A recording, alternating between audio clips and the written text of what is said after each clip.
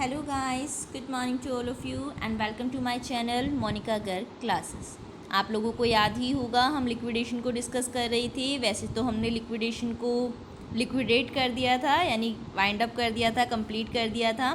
But as आप लोगों के कमेंट्स आ रहे थे कि बाकी टॉपिक्स जो बच गए हैं, जो बाकी क्वेश्चंस हैं वो भी मैं करवाऊँ, तो ठीक है, आप लोगों के लिए चैनल है, आपकी डिमांड पर चलता है तो हम आगे भी डिस्कस कर लेते हैं। आई नो कभी कभी गैप भी काफ़ी आ जाता है वीडियोस में, बट वो कुछ शेड्यूल ऐसा है कि कभी कभी मुझे टाइम नहीं मिल पाता। आई नो, मैं अंडरस्टैंड करती हूँ कि आपके एग्ज़ाम्स हैं तो आप लोगों को जल्दी है।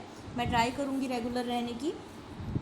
हम लोग क्वेश्चंस को डिस्कस कर रही थी जहाँ पर हमने नॉर्मल लिक्विडेशंस की प्रॉब्लम्स को डिस्कस किया था कि किस तरीके से लिक्विडेटर को रेम्युनरेशन दी जाती है, कैसे डिफरेंट पार्टीज़ को पेमेंट की जाती है। आज हम डिस्कस करते हैं, क्वेश्चन से डिस्कस करेंगे 3-4। सारे तो आज नहीं हो पाएंगे, अगर आप सारे चाह रहे हो तो सब्सिक्वेंट पार्ट्स में इनको कंप्लीट करेंगे।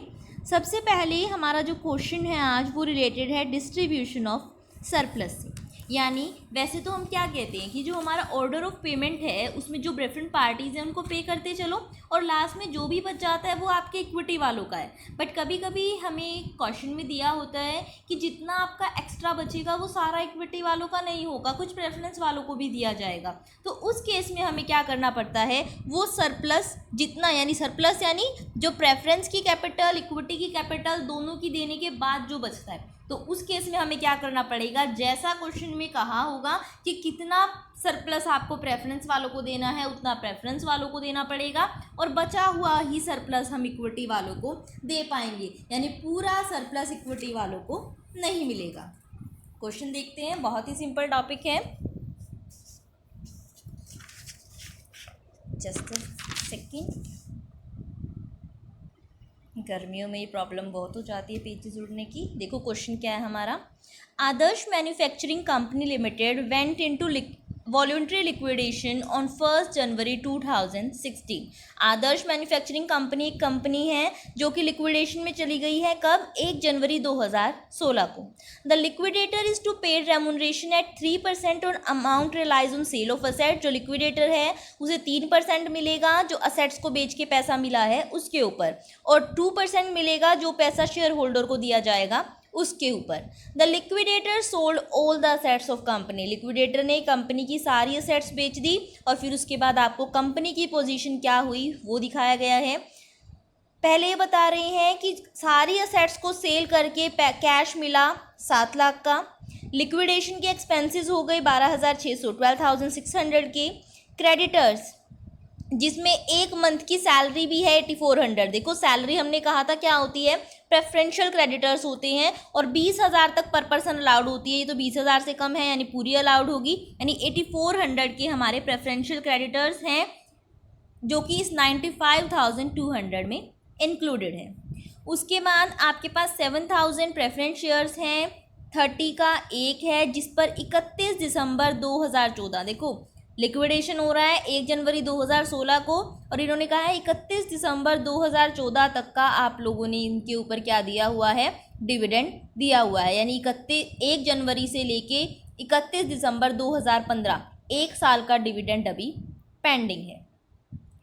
इक्विटी शेयर्स हैं आपके पास 14,000, 10 का एक है लेकिन जिसके ऊपर अभी तक सिर्फ 9 रुपीज़ ही कॉल्ड अप हैं एंड 9 ही पेड अप हैं। जनरल रिजर्व और प्रॉफिट एंड लॉस का बैलेंस भी हमें दिया हुआ है। नीचे कहाँ है, under article of association of company the preference share holders have a right to receive 1/3 of surplus. कि प्रेफरेंस शेयर होल्डर को क्या आर्टिकल ऑफ एसोसिएशन कहता है कि प्रेफरेंस शेयर होल्डर को सरप्लस में 1/3 1/3 हिस्सा लेने का राइट है। Remaining after repaying the equity share capital. कौन सा सरप्लस? जो इक्विटी वालों को उनकी शेयर कैपिटल वापस देने के बाद बचता है। आपको लिक्विडेटर की फाइनल स्टेटमेंट ऑफ अकाउंट बनानी। स्टार्ट करते हैं बनाना। बहुत ही सिंपल क्वेश्चन है, liquidator final statement of account हमें बनानी। देखो अगर मैं स्केल के साथ करूँगी बहुत टाइम लग जाएगा, तो हमारा काम कंसेप्ट समझना है। प्रॉपर्ली तो आप लिख ही लोगे बहुत अच्छे से। देखो सबसे पहले हमें चाहिए होता है कि जो जो हमने रियलाइज़ किया हुआ है, तो हमें कितना पैसा मिला है रियलाइज़, हमें मिले हैं 7 लाख, तो जो हमें मिला है वो हम लिख देते हैं to asset realize. Debit side हमारा सारा मिला हुआ आता है, तो मिले हैं हमें असेट को बेच के 7 लाख। इसके अलावा देख लेते हैं कुछ और मिला है क्या। इसके अलावा हमें क्वेश्चन में कुछ भी मिला हुआ नहीं है। General reserve, profit and loss balance का हमें कुछ भी नहीं करना है। ये बेसिकली हमारे पास सिर्फ रिजर्व्स होते हैं जो हमने अपने प्रॉफिट का एक हिस्सा रखा होता है। ये बेसिकली कैश नहीं है पे करने के लिए, तो इसका हमें कुछ भी नहीं करना है। हमारे पास जो देने के लिए हैं वो सिर्फ 7 लाख रुपए हैं, जिनकी पेमेंट हम करेंगे। यानी हमारे पास टोटल 7 लाख हैं रिसिप्ट साइड में, जिनको हमें पेमेंट साइड में देना है। पेमेंट साइड में हमें पता है सबसे पहले हम क्या देते हैं। सबसे पहले हमारा नंबर होता है हमारे लीगल एक्सपेंसेस का, जो नहीं है। तो फिर उसके बाद दूसरा नंबर किसका आता है, लिक्विडेटर का।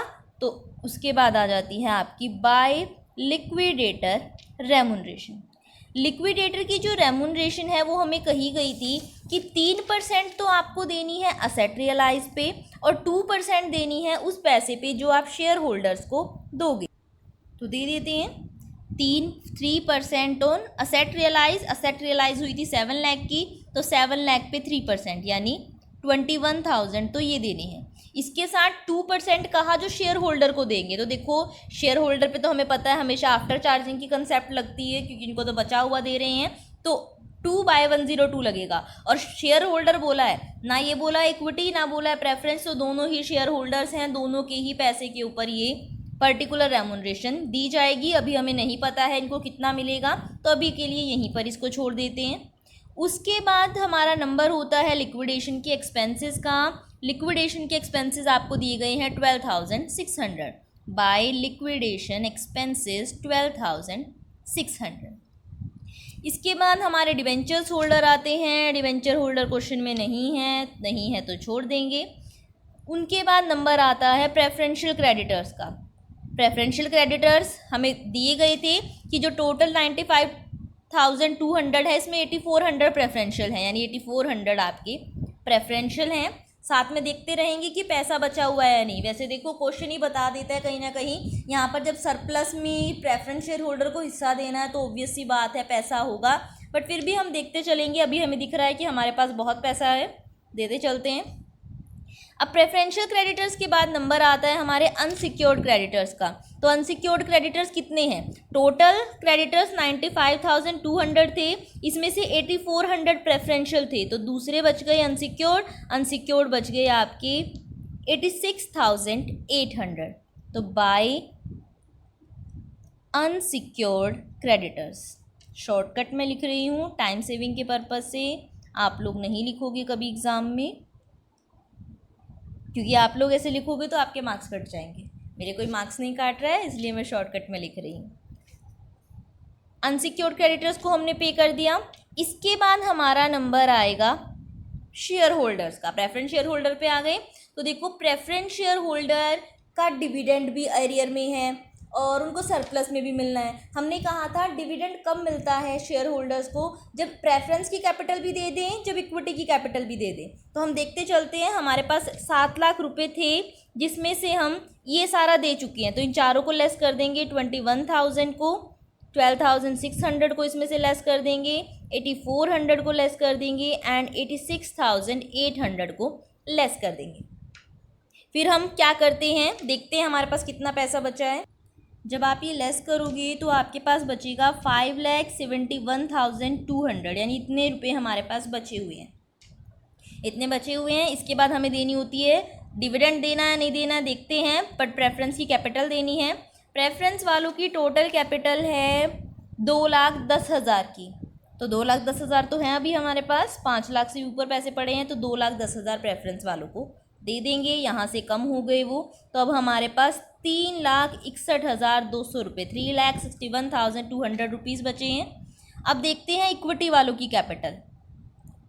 इक्विटी वालों की शेयर कैपिटल है 1,26,000 की। 1,26,000 से तो एक्स्ट्रा है हमारे पास, तो 1,26,000 इनकी कैपिटल पूरी दे देते हैं। और क्योंकि इक्विटी और प्रेफरेंस दोनों को उनकी कैपिटल पूरी मिल गई है, 3,61,200 में से 126 लेस कर देंगे, तो उसके बाद हमें क्या देना पड़ेगा, क्योंकि हमारे पास दोनों की कैपिटल पूरी हो गई है तो हम डिविडेंड दे सकते हैं। 1 साल का डिविडेंड पेंडिंग था, तो देखते हैं 1 साल का डिविडेंड कितना बनता है। 2,10,000 पे 6%, 2,10,000 पे 6%, तो ये आएगा 12,600। तो 12,600 रुपये तो हैं हमारे पास, तो यहाँ पर हम प्रेफरेंस डिविडेंड भी दे देंगे, यानी 12,600 रुपये ये भी दे दिए जाएंगे। दे दिए हैं तो ये भी कम हो जाएंगे।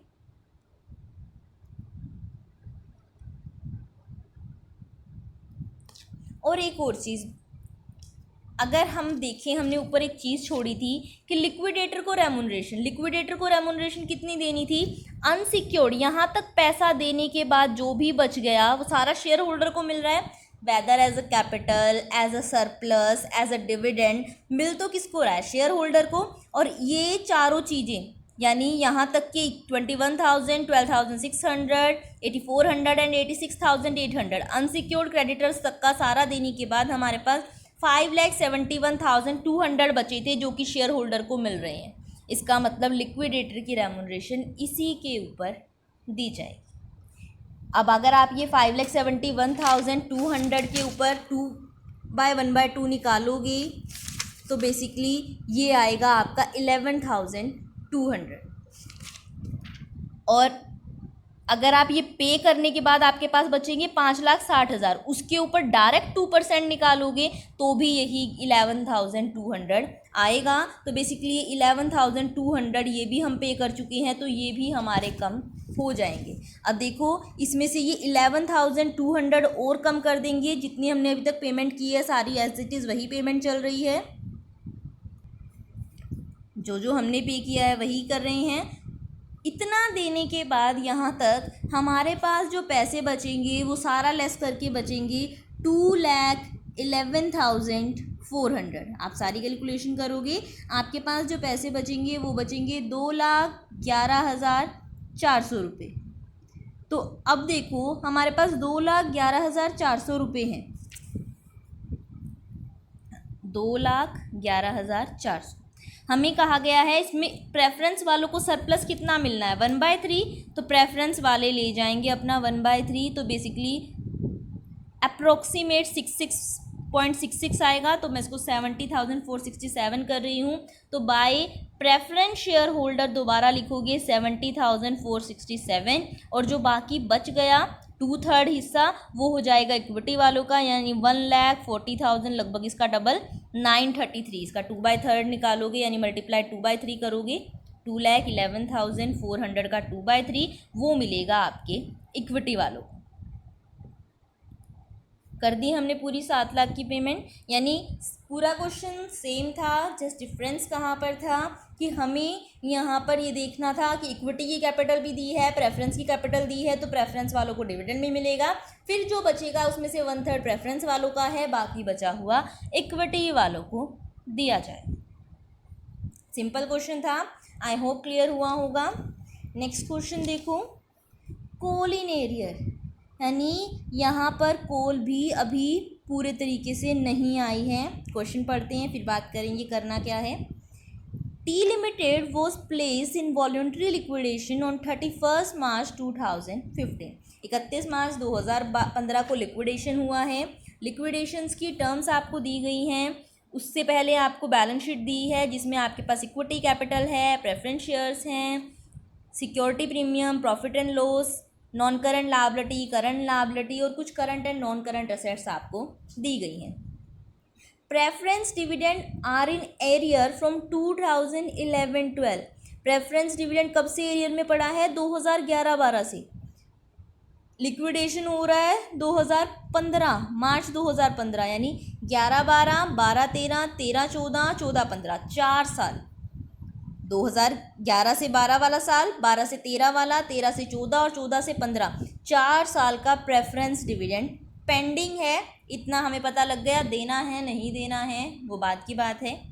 The company article provides that on liquidation out of surplus asset. क्या कह रहे हैं? कंपनी के आर्टिकल में लिखा हुआ है कि लिक्विडेशन में जो भी सरप्लस बचेगा, कौन सा surplus? Remaining after payment of liquidation cost, liquidation के खर्चे देने के बाद, एंड आउटसाइड लायबिलिटी, और बाहर वालों को जो भी देना है, यानी जो भी क्रेडिटर्स को देना है, चाहे वो सिक्योर्ड है अनसिक्योर्ड है, उनको देने के बाद देयर शैल बी पेड। तो उसके बाद आपको क्या करना है, firstly all arrear of preference dividend, यानी सबसे पहले प्रेफरेंस की कैपिटल भी नहीं देनी है, इक्विटी की कैपिटल भी नहीं देनी है, सबसे पहले आपको प्रेफरेंस डिविडेंड क्लियर करना है। देखो वैसे तो हम कहते हैं पहले प्रेफरेंस की कैपिटल, इक्विटी की कैपिटल, फिर प्रेफरेंस डिविडेंड, लेकिन अगर क्वेश्चन हमें कुछ और कहता है तो फिर हमें क्वेश्चन को ही फॉलो करना पड़ेगा। और क्वेश्चन अभी हमें क्या कह रहा है, बाहर वालों का पैसा देने के बाद सबसे पहले आप प्रेफरेंस का डिविडेंड दोगे। Secondly the amount paid up on preference share, उसके बाद आप क्या करोगे, जो प्रेफरेंस शेयर्स पर अमाउंट पेड अप है वो सारी की सारी दोगे विद अ प्रीमियम ऑफ ₹10 पर शेयर। और वो पैसे आपको, आपका शेयर है प्रेफरेंस शेयर 100 रुपये का एक, लेकिन आपको 10 रुपये के प्रीमियम यानी 110 रुपये के हिसाब से पेमेंट करनी है। And thirdly any balance then remaining paid to equity, उसके बाद जो कुछ बचेगा तो वो इक्विटी वालों को दिया जाएगा। The bank overdraft was guaranteed by director, bank overdraft की गारंटी डायरेक्टर ने ली थी, जिसको बैंक ने बुलाया कि वो क्या करे, उस लायबिलिटी को जो कि गारंटी के अंदर थी उसे डिस्चार्ज करे, और डायरेक्टर ने उस पैसे को दे दिया। तो देखो अगर डायरेक्टर किसी चीज़ की गारंटी लेता है और वो उसकी पेमेंट कर देता है तो उसने कंपनी के भी हाफ पे है, तो कंपनी उसको पे करने के लिए लायबल है, तो वो जो डायरेक्टर है वो अनसिक्योर्ड क्रेडिटर्स माना जाएगा, यानी बाकी अनसिक्योर्ड क्रेडिटर्स को जैसे पेमेंट मिलती है वैसे ही इसको रिम्बर्समेंट दी जाएगी। उसके बाद ये कह रहे हैं लिक्विडेटर ने असेट्स को रियलाइज़ किया तो फ्री होल्ड फैक्ट्री के उसे 7 लाख मिले, प्लांट एंड मशीनरी के उसे 2,40,000 मिले, मोटर व्हीकल के 59 यानी 59,000 मिले, इन्वेंट्री के 1.5 लाख मिले, ट्रेड रिसीवेबल्स के 60,000 एंड कॉल इन एरियर के 25,000 उसे रिसीव हुए। तो देखो कॉल इन एरियर थी, कॉल इन एरियर की इन्होंने बता दिया हमें 25,000 मिल गई, और अगर क्वेश्चन में आपको कुछ भी नहीं दिया है कॉल इन एरियर के रिगार्डिंग तो भी आप नीचे नोट लिखोगे कि आपने एज्यूम कर लिया कि कॉल इन एरियर रिसीव हो गए होंगे। स्पेशली क्वेश्चन में बोला है कि नहीं रिसीव हुए, दैट्स अ डिफरेंट थिंग, फिर हम उन लोगों को उनके अकॉर्डिंग पैसे नहीं देंगे, लेकिन नॉर्मली क्वेश्चन में दिया होगा कि कॉल इन एरियर से क्या मिला है। अगर नहीं दिया है तो हम एज्यूम कर लेंगे कि कॉल इन एरियर रिसीव हो गई होंगी और उस पैसे को रिसिप्ट के अंदर डाल देंगे। Creditors were paid less discount of 5%, यानी जो क्रेडिटर्स हैं उनको पूरे पैसे नहीं दिए गए, उन्होंने 5% हमें डिस्काउंट दे दिया है। वैसे तो देखो बैंक ओवरड्राफ्ट की गारंटी देने वाला डायरेक्टर भी क्रेडिटर है, लेकिन अगर यहाँ पर बोला है कि क्रेडिटर्स ने डिस्काउंट दिया है तो डायरेक्टर के रिम्बर्समेंट को हम उसके अंदर नहीं मानेंगे जब तक ना कहा गया हो, यानी जो अलग से क्रेडिटर्स हैं, जो ये वाले क्रेडिटर्स हैं, इन्होंने हमें 5% का डिस्काउंट दिया है। डिबेंचर्स और जो उनका इंटरेस्ट है वो पे किया गया है 30 जून 2015 को। एक इंटरेस्ट ऑन डिवेंचर आपका बैलेंस शीट में भी है, इसको भी कंसीडर करेंगे हम। लिक्विडेशन की कॉस्ट 3820 है। लिक्विडेटर को जो रेमुनरेशन मिलेगी वो 2% मिलेगी अमाउंट रियलाइज पे, यानी जितना उसने चीज़ें बेची हैं उसके ऊपर उसे 2% मिल जाएगी, और आपको लिक्विडेटर स्टेटमेंट ऑफ अकाउंट बनानी है। देखो क्वेश्चन बहुत सिंपल है, पूरा क्वेश्चन हाथ से करने की बजाय कुछ चीज़ें रिसिप्ट साइड की बहुत सिंपल होती है तो हम बुक से ही कर लेते हैं, टाइम सेव होगा।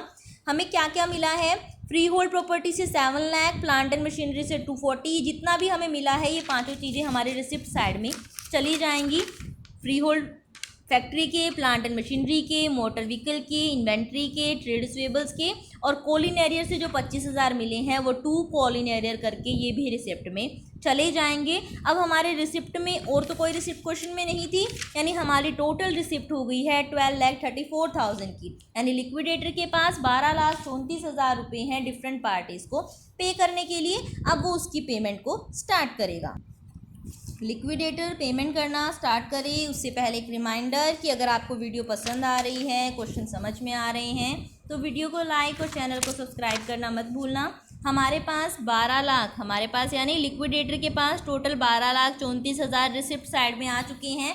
अब उसको उसकी पेमेंट करनी है। पेमेंट डिस्कस करते हैं हम लोग, वेदर अकाउंट की फॉर्म में या चलो ठीक है मैं एक साइड कर देती हूँ। रिसिप्ट में हमारे पास 12,34,000 आ गए हैं, अब हमें उसकी पेमेंट करनी है। सबसे पहले लिक्विडेशन के लीगल एक्सपेंसेस जाते हैं जो क्वेश्चन में नहीं है, उसके बाद होती है लिक्विडेटर की रेमुनरेशन। लिक्विडेटर की रेमुनरेशन के बारे में हमें कहा गया था कि जो लिक्विडेटर है उसे 2% मिलेगा अमाउंट रियलाइज पे। तो अमाउंट रियलाइज बेच की कितनी मिली है 12,09,000 ये और 25,000 ये, टोटल 12,34,000 मिले हैं, यानी उसे डायरेक्ट 2% 12,34,000 पे दे दिया जाएगा। और कोई लिक्विडेटर की रेम्यूनरेशन नहीं है तो इसको हमें पेंडिंग भी नहीं रखना है, हमारा लिक्विडेटर रेम्यूनरेशन का काम हो गया। इसके बाद हमें देने हैं लिक्विडेशन के एक्सपेंसेस। लिक्विडेशन के खर्चे हुए हैं 3820, तो वो दे देंगे by liquidation expenses 3820। Next term होती है हमारी डिबेंचर होल्डर्स की। तो डिबेंचर होल्डर्स देखते हैं क्या हैं। डिबेंचर होल्डर 1 लाख के हैं, पैसे भी हमारे पास हैं तो 1 लाख तो पूरे देने हैं। डिबेंचर का इंटरेस्ट हमने कहा था क्वेश्चन में, दिया हो ना दिया हो ट्रेड तो हमें करना है। और अगर कंपनी सोलवेंट हुई तो उस केस में हम देंगे डेट ऑफ पेमेंट तक का, यानी डेट ऑफ पेमेंट 30 जून है। और अगर कंपनी इंसॉल्वेंट हुई तो हम देंगे लिक्विडेशन की डेट तक का, यानी 31 मार्च तक का। तो 31 मार्च तक का तो श्योर है देना है। अगर 1 लाख पे 31 मार्च तक का देखें हम तो यहाँ पर पहले ही दिया हुआ है 2,500 है, यानी ये 2,500 अभी पेंडिंग पड़ा है, बाकी सारा हम दे चुके होंगे। क्वेश्चन बताता कब तक का दिया है तो हम उस अकॉर्डिंग चलते, बट अभी इन्होंने यहाँ पर दिया हुआ है 2,500, यानी जितना भी देना था उसमें से 2,500 ही बचा हुआ है, बाकी वो पे कर चुके होंगे। तो ये 2,500 तो इंटरेस्ट ड्यू है, हम डायरेक्ट ले लेंगे। बाकी 3 मंथ्स का लेना है या नहीं लेना है, यानी अप्रैल मई जून का, वो डिपेंड करेगा कंपनी सोलवेंट है या नहीं, तो उसको एक बार पेंडिंग रखेंगे। उसके बाद हमारा नंबर आएगा प्रेफरेंशियल क्रेडिटर्स का। क्वेश्चन में प्रेफरेंशियल क्रेडिटर्स नहीं है, हमने प्रिंट आउट किया था तो स्किप कर देंगे। उसके बाद होंगे हमारे अनसिक्योर्ड क्रेडिटर्स। तो अनसिक्योर्ड क्रेडिटर्स में एक तो हमने कहा था डायरेक्टर्स को देने हैं, डायरेक्टर को बैंक ओवरड्राफ्ट के देनी है। बैंक ओवरड्राफ्ट था 58 का, यानी 58,000 तो देनी है डायरेक्टर को, उसको दे देंगे। और उससे अलग जो क्रेडिटर्स हैं वो कितने के हैं, 1,15,000, यानी 1,15,000 दूसरे क्रेडिटर्स को देने हैं। लेकिन उन्होंने 5% का डिस्काउंट दे दिया है, तो इसका 5% निकालो और वो टोटल में से लेस कर दो। इसका 5% निकालेंगे, ये आएगा 5750। टोटल थे 1,15,000 के, इसमें से 5750 का डिस्काउंट मिल गया, यानी 1,09,250 रुपये ही क्रेडिटर्स को देने हैं, वो भी उनको पे कर दिए जाएंगे। अभी भी हमारे पास पैसा बहुत बचा हुआ है, 12,34,000 थी, दिख रहा है अभी हमारे पास है पैसा। हमें कहा गया था कि आपके पास जो भी सरप्लस बचेगा उसमें से हम सबसे पहले प्रेफरेंस डिविडेंड को लेंगे। देखो मैं आपको डायरेक्ट बोल रही हूँ कि पैसे बचे हुए हैं, बट आप पॉइंट टू पॉइंट चलोगे, यानी हम सारी चीज़ें साथ के साथ लेस करते चलोगे कि अब कितना बच गया है, अब कितना बच गया है। इससे क्वेश्चन बहुत सिंपल हो जाता है। अगर आप आगे चले गए या बाद में पता चला पैसा नहीं है तो वापस आना मुश्किल हो जाता है, तो पॉइंट टू पॉइंट चलना ही बेटर रहता है। तो अभी हमारे पास पैसा है, मुझे पता है कि है, तो अभी मैं आगे डायरेक्ट चल रही हूँ, बट आप पॉइंट टू पॉइंट निकालते चलो कि अब हमारे पास कितने पैसे बचे हुए हैं। प्रेफरेंस डिविडेंड इन्होंने कहा था कि सबसे पहले आपको क्या करना है, फर्स्टली सारी लायबिलिटी देने के बाद आपको एरियर ऑफ प्रेफरेंस डिविडेंड देना है। प्रेफरेंस डिविडेंड 2011-12 से 2015, यानी हमने कहा था 4 साल का पेंडिंग है, तो 4 साल का डिविडेंड देखते हैं कितना हुआ।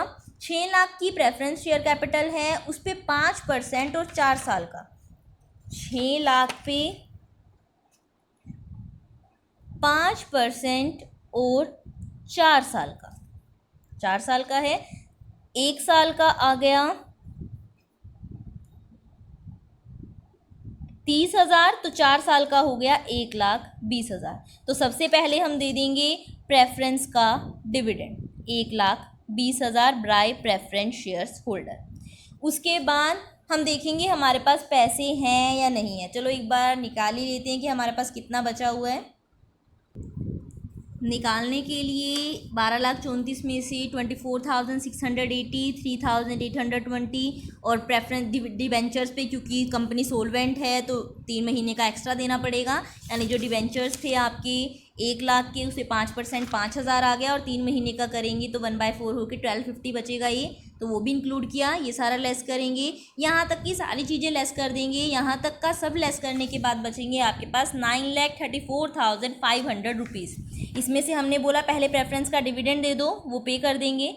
फिर प्रेफरेंस का डिविडेंड देने के बाद हमारे पास अभी भी देखो 8,14,500 रुपये बचे हुए हैं। तो अब देखते हैं, इसके बाद इन्होंने कहा था दूसरा नंबर आपको देना है, प्रेफरेंस वालों की कैपिटल देनी है, और वो भी 10 रुपये के प्रीमियम के साथ। प्रेफरेंस शेयर होल्डर हैं, प्रेफरेंस शेयर्स हैं आपके 6,000, एक शेयर है 100 रुपये का, 10 रुपये का प्रीमियम देना है, यानी हमें जो देने हैं टोटल 110 रुपये एक शेयर होल्डर को देने हैं। तो जब इसको कैलकुलेट करेंगे 6000 मल्टीप्लाई 110 ये आएगा 6,60,000, यानी 6,60,000 और प्रेफरेंस वालों को देने हैं। टोटल 7,80,000 उनको दिए जाएंगे। 6,60,000 और दे दिए हमने, वो भी लेस कर दो। अब हमारे पास जो पैसे बच गए हैं वो बच गए हैं 1,54,500। ये किसके बच गए? ये बच गए आपके इक्विटी वालों के।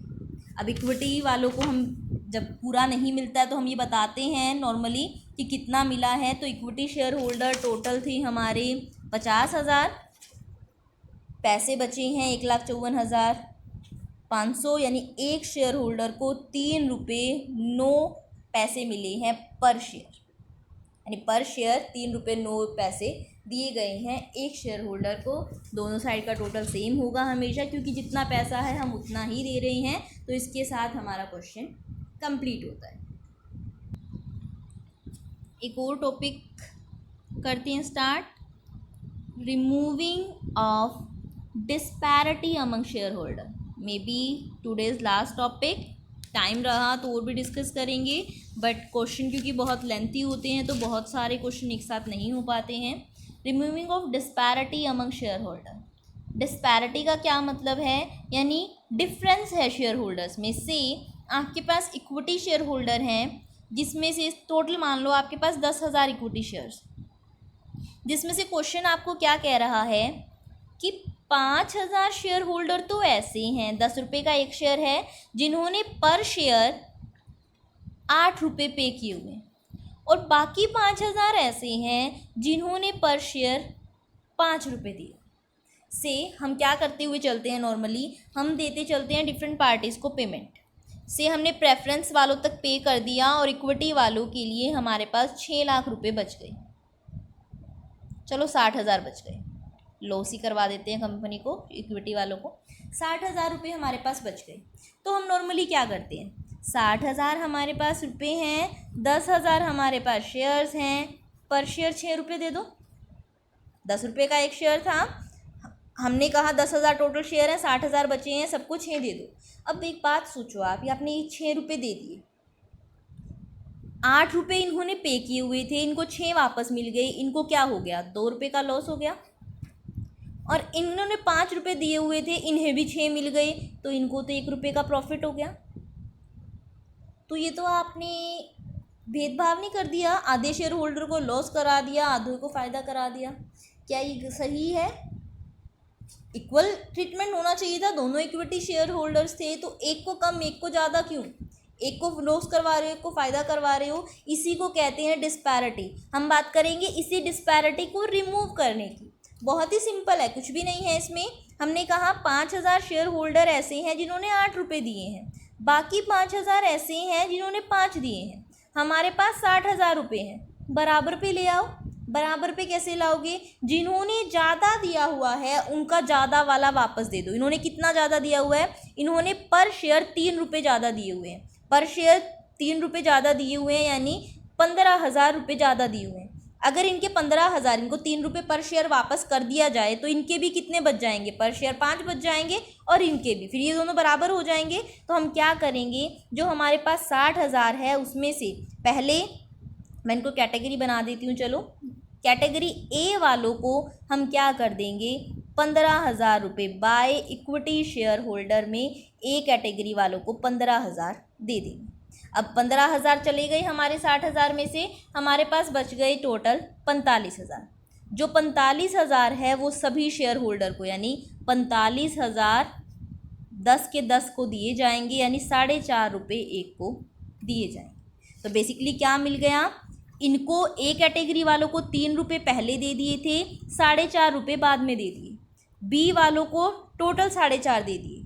अब देखो, जो हमारा प्रीवियस केस था 8 वाला, 8 में से कितने मिल गए ए कैटेगरी वालों को? टोटल 7.5 रुपये मिल गए, यानी इनको लॉस हुआ कितने का? 50 पैसे का। अब इनके 5 रुपये थे, इनको टोटल 4.5 रुपये मिले गए, तो इनको भी लॉस कितना हुआ? 50 पैसे का। यानी दोनों की डिस्पैरिटी को, डिफरेंस को हमने रिमूव कर दिया, दोनों में बराबर लॉस या बराबर प्रॉफिट हमें बांट देना है। जिन्होंने एक्सेस दिया हुआ है पहले उनका एक्सेस रिफंड करेंगे, फिर बचा हुआ बाकी सारे शेयर होल्डर्स में डिस्ट्रीब्यूट कर देंगे इक्वल। आई होप समझ में आया होगा। कुछ डिफ़िकल्टी लगी हो, कोई डाउट रह गया हो तो क्वेश्चन करते हैं, वहाँ से क्लियर हो जाएगा। क्वेश्चन देखो क्वेश्चन क्या कह रहा है। X limited went into liquidation on 31 March 2015। Balance sheet आपको गिवन है, नीचे दिया गया है liquidator is entitled to commission of 3% on asset realise except cash. यानी कैश को छोड़ के बाकी जितनी भी असेट रियलाइज होंगी उस पर 3% लिक्विडेटर को दिया जाएगा और 2% दिया जाएगा जितना भी वो अनसिक्योर्ड क्रेडिटर्स को पे करेंगे अदर देन प्रेफरेंशियल क्रेडिटर्स। यानी प्रेफरेंशियल क्रेडिटर्स को जो पेमेंट होगी उसके ऊपर रेमुनरेशन नहीं मिलेगी, बाकी सारे क्रेडिटर्स के ऊपर रेमुनरेशन दी जाएगी। Creditors include preferential creditors of 37,500। यानी जो ये क्रेडिटर्स हैं इसमें 37,500 प्रेफरेंशियल क्रेडिटर इंक्लूड हैं और एक लोन भी इंक्लूड है 1,25,000 का, जिसको लैंड एंड बिल्डिंग के मॉर्टगेज पे सिक्योर किया गया है। यानी सिक्योर्ड क्रेडिटर्स हैं एक टाइप से आपके 1,25,000 के, जो कि लैंड एंड बिल्डिंग पे सिक्योर्ड हैं। प्रेफरेंस का डिविडेंड जो है वो 2 साल से एरियर में पड़ा है और जो असेट्स को रियलाइज़ करके मिला है वो लैंड एंड बिल्डिंग को 3 लाख मिले हैं। बेसिकली लैंड एंड बिल्डिंग पे ही ये आपका सिक्योर्ड था। प्लांट एंड मशीनरी पे 5 लाख मिले हैं, पेटेंट्स पे 75, इन्वेंट्री पे 1,50,000 और ट्रेड रिसीवेबल्स पे 2 लाख। लिक्विडेशन के एक्सपेंसेस 27,250 हुए हैं। आपको liquidator final statement of account बनानी है। और देखो डिस्पैरिटी है, 2,500 इक्विटी शेयर्स तो ऐसे हैं जो जिस पे 75 मिले हुए हैं और 7,500 ऐसे हैं जिस पर 60 रुपीज़ ही मिले हुए हैं। तो देखो क्वेश्चन स्टार्ट करते हैं। पहले रिसिप्ट में जाएंगे। रिसिप्ट में देखो हमारे पास क्या क्या मिला है। कैश तो हमारे पास पहले ही पड़ा होता है, तो ये बैलेंस शीट में हमेशा देखना पड़ेगा कि कैश है तो वो लेना है। पिछले क्वेश्चन में कैश था ही नहीं, इसलिए हमने देखा ही नहीं उसको। कैश ले लोगे। उसके बाद लैंड एंड बिल्डिंग से टोटल 3 लाख मिले थे, लेकिन सिक्योर्ड वाले हम पहले ही काट देते हैं। एक 25 काट दिए, एक 75 बच गए। प्लांट एंड मशीनरी वाले लिख देंगे, patent, inventory, trade receivable. Total liquidator के पास जो पैसे हैं वो 11,75,000 है। हमें पेमेंट स्टार्ट करते हैं। लीगल एक्सपेंसेस है नहीं है। लिक्विडेटर के रेमुनरेशन 3% असेट रियलाइज पे देना था एक्सेप्ट कैश। तो असेट रियलाइज कितनी है? 11 लाख ये और 1,25,000 जो सिक्योर्ड वालों को दे दिए, यानी 12,25,000। कैश पे नहीं लेना है तो 12,25,000 पे 3% दे देंगे। उसके बाद 2% बोला था इन्होंने किस चीज़ पे? जो अनसिक्योर्ड क्रेडिटर्स को पेमेंट मिलेगी एक्सक्लूडिंग प्रेफरेंशियल क्रेडिटर्स। तो देखेंगे वो कितना मिलता है। उसके बाद लिक्विडेशन के एक्सपेंसेस डायरेक्ट गिवन है क्वेश्चन में 27,250 के, वो पे कर देंगे। डिबेंचर्स पे इंटरेस्ट दिया जाएगा, यानी डिबेंचर्स पे किए जाएंगे। 4th नंबर डिबेंचर्स का होता है 2.5 लाख ये, और साथ में इंटरेस्ट हमें देखो कितना गिवन है 12,500 का। हमें कुछ भी गिवन नहीं है कि डिबेंचर का इंटरेस्ट कब तक दिया गया है, डिबेंचर्स को पेमेंट कब की गई है, तो हमें कुछ नहीं देखना है। हम सिर्फ ये 12,500 जो इंटरेस्ट पेंडिंग है यही पे कर देंगे और कुछ भी हम नहीं देखेंगे। डिबेंचर्स की पेमेंट हो गई। उसके बाद प्रेफरेंशियल क्रेडिटर्स का नंबर आता है। प्रेफरेंशियल क्रेडिटर्स डायरेक्ट गिवन थे 37,500 के, वो पे कर दिए। उसके बाद अनसिक्योर्ड क्रेडिटर्स है 3,62,500 के। इसमें से 37,500 प्रेफरेंशियल क्रेडिटर्स थे जो पे कर चुके हैं पहले ही, तो वो लेस कर देंगे। और लोन वालों को भी हमने लैंड एंड बिल्डिंग में से डायरेक्ट पेमेंट कर दी थी, तो वो भी लेस कर देंगे। जो बाकी बच गए हैं यानी 3,62,500 में से 37,500 और 1,25,000 लेस करने के बाद बचेंगे 2 लाख, ये अनसिक्योर्ड क्रेडिटर्स को दे देंगे। अब अनसिक्योर्ड क्रेडिटर्स को 2 लाख मिले हैं तो लिक्विडेटर की रेमुनरेशन 2 लाख पे 2% हो जाएगी। 4,000 लिक्विडेटर को रेमुनरेशन भी पे कर दी जाएगी। यहाँ तक का हमारा सारा काम हो गया। अब हमारा आया शेयर होल्डर का नंबर। तो शेयर होल्डर में कुछ नहीं कहा गया, तो पहले प्रेफरेंस वालों की कैपिटल देते हैं, फिर इक्विटी वालों की कैपिटल देते हैं और प्रेफरेंस का डिविडेंड तो देंगे अगर इक्विटी वालों को भी उनकी पूरी कैपिटल और प्रेफरेंस वालों को भी उनकी पूरी कैपिटल मिल गई। प्रेफरेंस की कैपिटल है 5 लाख की, पहले प्रेफरेंस वालों की कैपिटल दे देते हैं। देखना पड़ेगा हमारे पास पैसे कितने हैं। तो देखो अगर आप ये 11 लाख में से 11,75,000 में से ये ऊपर वाला लेस करोगे तो आपके पास आएंगे 6,07,000। प्रेफरेंस वालों को 5 लाख देने हैं, यानी हमारे पास पूरे पैसे हैं प्रेफरेंस वालों के, तो प्रेफरेंस वालों को पूरे दे देंगे। अब प्रेफरेंस वालों को पे करने के बाद हमारे पास बच गए 1,07,000। इक्विटी की टोटल कैपिटल है हमारी 1,87,500, ये 75 पेड अप वालों की हैं, और 4,50,000 नीचे वालों की हैं। तो इसका मतलब पूरे तो इक्विटी वालों को नहीं मिलेंगे, और पूरे इक्विटी वालों को नहीं मिलेंगे तो प्रेफरेंस का जो डिविडेंड है एरियर में वो भी नहीं मिलेगा। तो प्रेफरेंस शेयर होल्डर्स का काम ख़त्म हो गया। अब इक्विटी की बात आई, जो हमारा मेन टॉपिक था।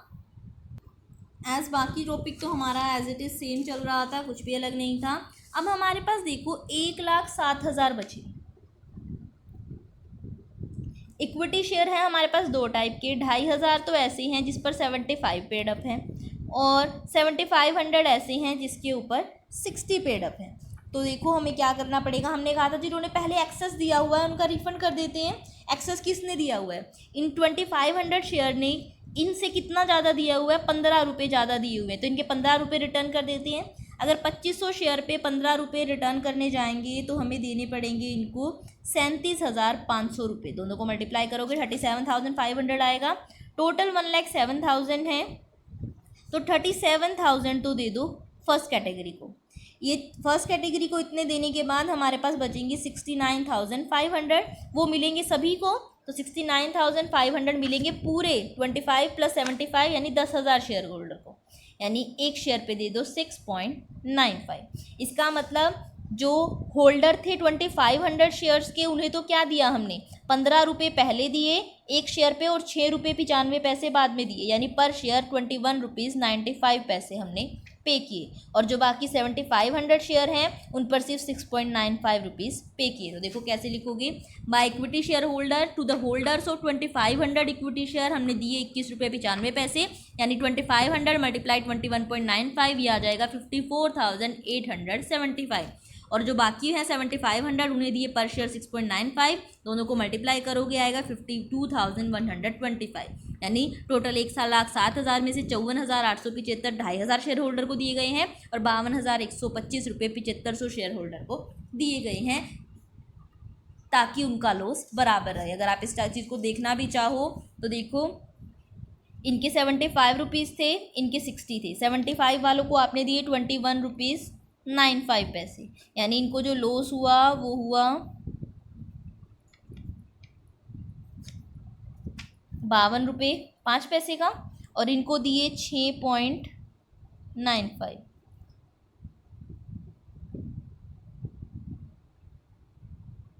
53.05 है ये।